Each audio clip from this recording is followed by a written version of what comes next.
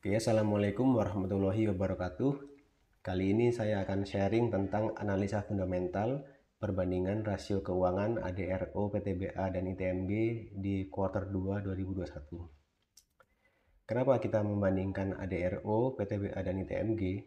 Ya, karena kita lihat di sini kurva harga batubara Newcastle sebagai acuan global ini sudah mulai merangkak naik di bulan Mei hingga Oktober 2021. Namun harga emiten tambang batubara seperti PTBA, Adaro, ITMG, Harum ini baru mulai merespon di akhir September 2021 ya, dengan sangat signifikan. Ini artinya dalam beberapa waktu ke depan harga saham emiten batubara itu diprediksi akan naik ya, masih akan naik karena harga Newcastle ini juga masih naik. Nah, ini sangat menarik untuk kita bahas ya, karena Nah, momennya ini komoditas itu tidak selalu ada momen seperti ini ya. Ya, ini hanya terjadi di waktu-waktu tertentu ya. Bahkan dalam 10 tahun terakhir ini adalah kenaikan yang paling signifikan. Oke. Oke, saya mau reminder di awal bahwa ini adalah sharing analisa fundamental saja dari saya, bukan ajakan membeli, menjual atau menghold suatu saham ya. Keputusan itu ada di tangan Anda investor ya, dan do your own research. Oke, jadi yang akan kita lakukan itu adalah membandingkan, meranking dan men-scoring 3 emiten tersebut ya berdasarkan 6 kelompok parameter fundamental. Ada kelompok rasio valuasi, dividen, rasio pertumbuhan, kekuatan finansial, profitabilitas, dan manajemen efektivitas aset. Oke, yang pertama adalah rasio valuasinya. Jadi di rasio valuasi ini itu yang penting itu adalah parameter PER dan price to book value. PER itu adalah rasio yang menggambarkan harga saham dibandingkan dengan keuntungannya. Intinya jika PER-nya lebih kecil, itu artinya harganya itu dianggap lebih murah. Ya. Di sini yang lebih kecil itu ada PTBA ya, untuk TTM. TTM itu adalah trailing 12 month ya, data 12 bulan terakhir dari tanggal ini. Nah, sedangkan untuk yang annualized, yang setahun, data yang disetahunkan itu adalah ITMG. Oke, yang kedua adalah price to book value. Ini adalah rasio harga saham dibandingkan dengan nilai buku perusahaan itu. Ini kita gunakan untuk mencari saham yang undervalued ya, yang harganya murah tapi bagus sebenarnya. Nah, kita lihat di sini yang paling kecil angkanya itu adalah Adaro ya. Ini MRQ ya, price to book MRQ. MRQ itu artinya adalah most recent quarter, artinya data di quarter tersebut.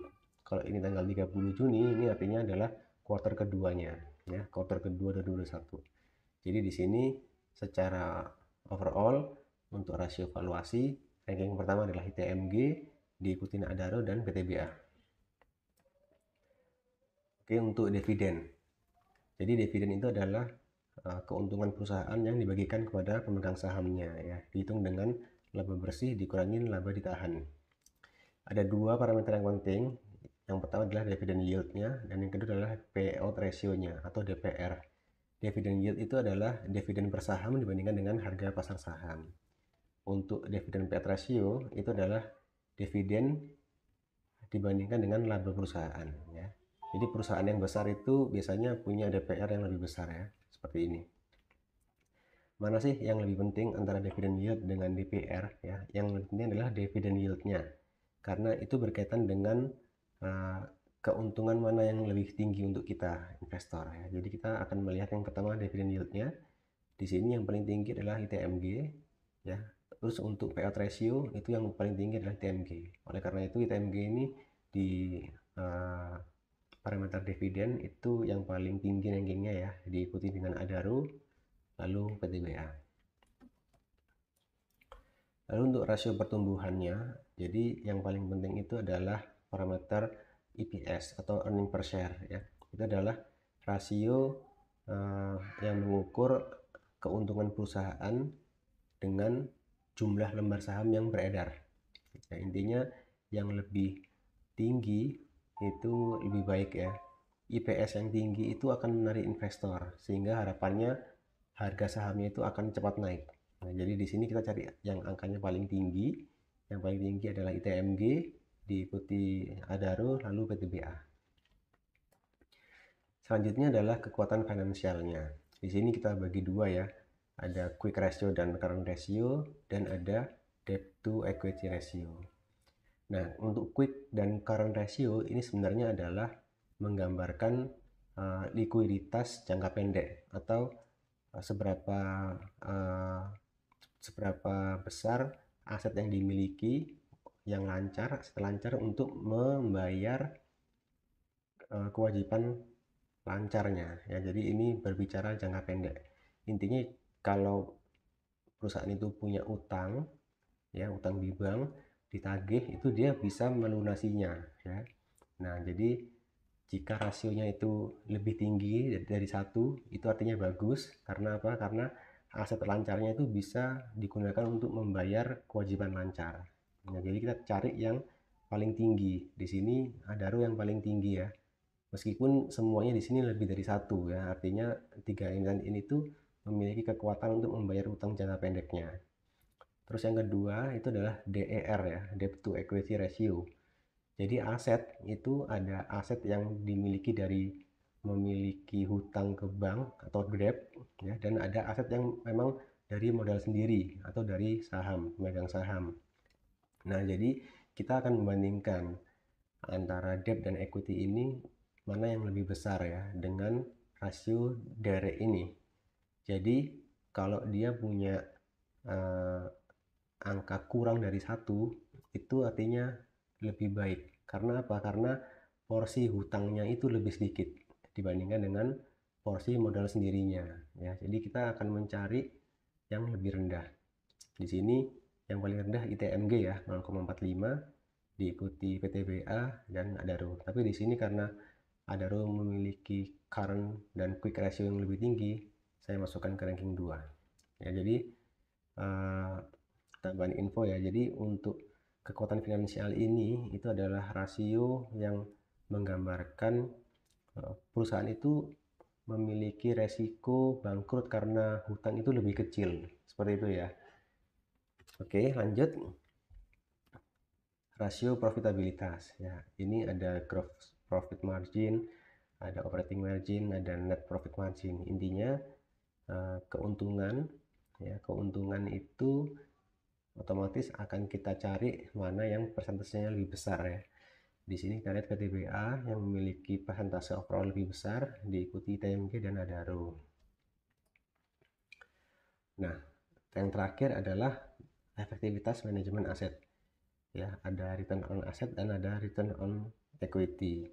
Ini adalah rasio yang digunakan untuk kemampuan memutar aset ya, untuk menghasilkan laba. Jadi mana sih yang memiliki pengembalian terhadap asetnya itu lebih besar? Nah, itu yang akan kita pilih. Di sini kita lihat ya, kotak-kotak yang warna kuning ini adalah yang ranking 1 ya, diikuti yang kotak warna putih ranking 2, dan yang tidak ada kotaknya ini ranking 3 ya.